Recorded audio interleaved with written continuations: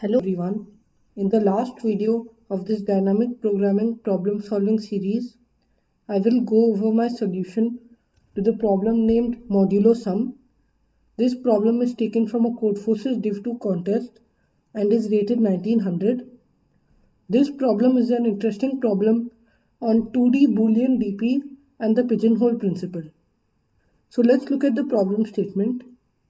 In this problem, we are given a sequence of n integers a1 to an and a number m. We need to check if it is possible to choose a subsequence of this sequence of numbers such that the sum of these numbers in that subsequence is divisible by m. So in the first line of the sample test case, we are given n and m, and then we are given on the second line the n integers, and we just need to print one line to the output, which is yes or no, depending on whether or not we found a sum of numbers in a subsequence divisible by m. So let's look at the first sample test case. In this sample test case, we are given n is 3, m is 5, and we are given three integers 1, 2 and 3, and the output would be yes because the sum of the last two numbers in this array is divisible by 5. Also notice that the subsequence need not be contiguous. So if you look at sample test case 3, then actually the output would be yes because 3 plus 3 is 6, which is divisible by 6, and there's no contiguous subsequence with a sum divisible by 6. So let's make a first observation which is important to this problem. If n is greater than or equal to m, then the output is always yes. So to understand why this is true, let's look at prefix sums. So prefix sum of I is equal to the sum of all elements from 1 to I, and over here we are actually claiming that the subsequence is contiguous.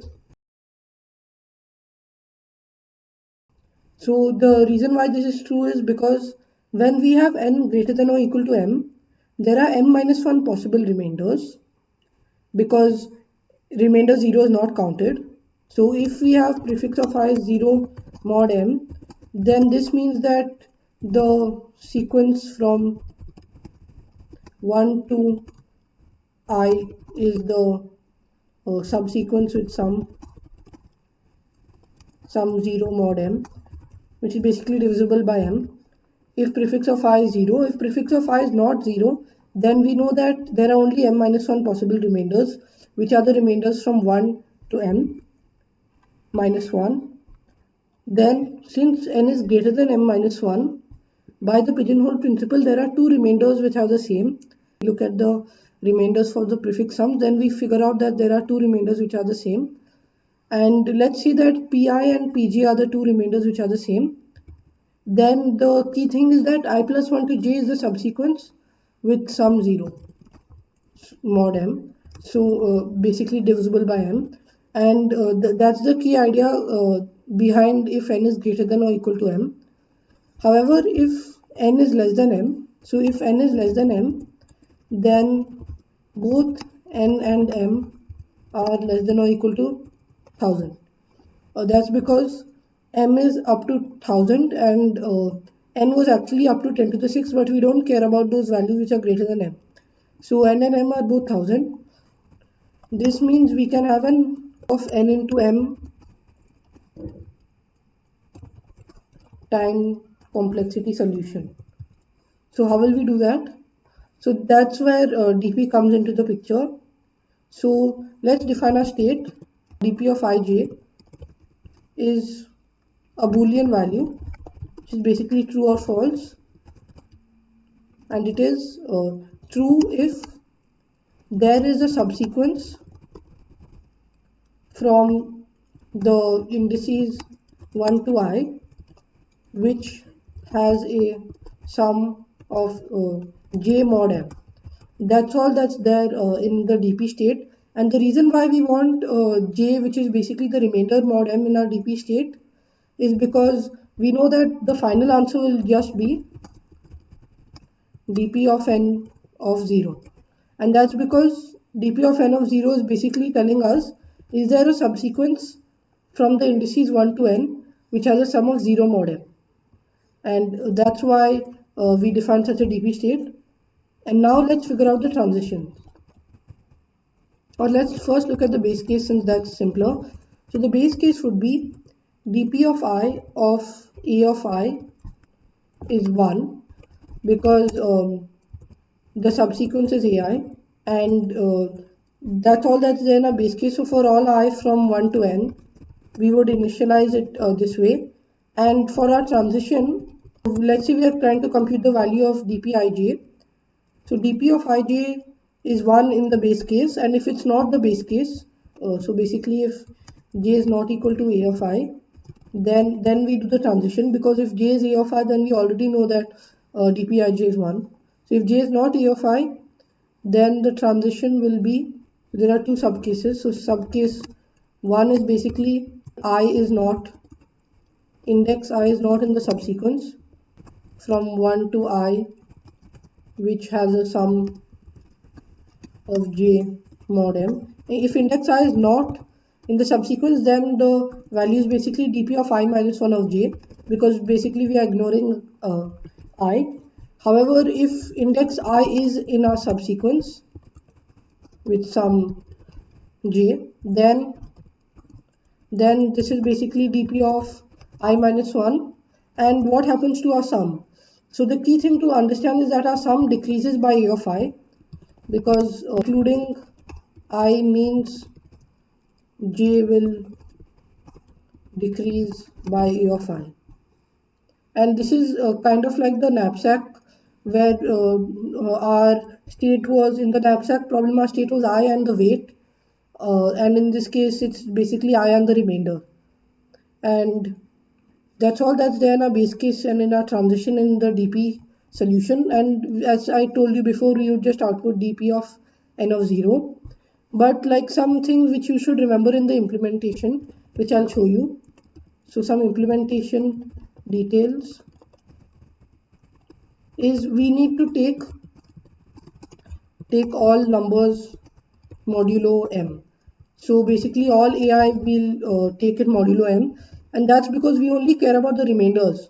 So if you look at the constraints, then AI is up to 10 to the 9, but actually AI is only up to 10 cubed, because we only need to take the numbers modulo m. And that's one thing which which you should keep in mind if you're trying to implement it on your own. So let's look at the code. In the code, first I take in the values of n and m, which is the number of elements and the modulus. Then I take in the values of AI, and as I mentioned, we need to take all AI modulo m.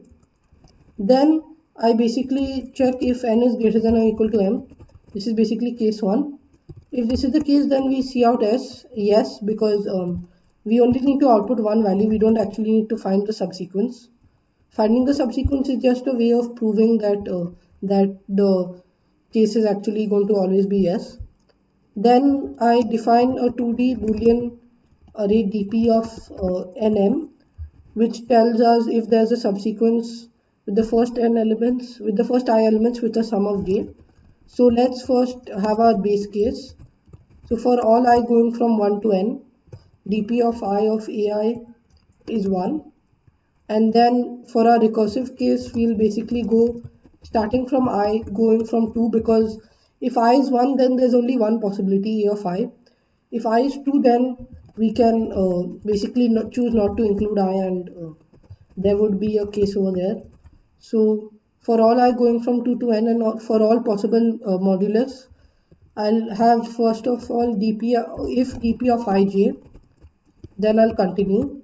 This is basically when j is a of I mod m, and the second case is if dp of I minus 1 of j, then we'll just say dp of ij is dp of I minus 1 of j, and then we'll continue. So this is basically subcase 1. So in subcase 1, we chose to not include the index I. So in that case, it would be dp of I minus 1 of j. And otherwise, we have subcase 2, which is basically dp of ij is dp of I minus 1 of j minus e of I. And now one thing which we need to be careful of is that this number should actually be positive, and it should be mod m. So that's why we'll offset it by m and then we'll take it mod m. So do j minus e of I plus m and then mod m to make sure the index which we are accessing is positive. Then we just need to output dp of n of 0. So if dp of n of 0 is true, then we'll output yes, otherwise we'll output no.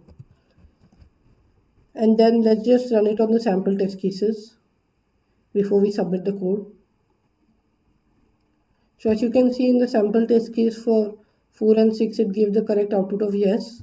So I'll just submit the code directly because there are too many sample test cases.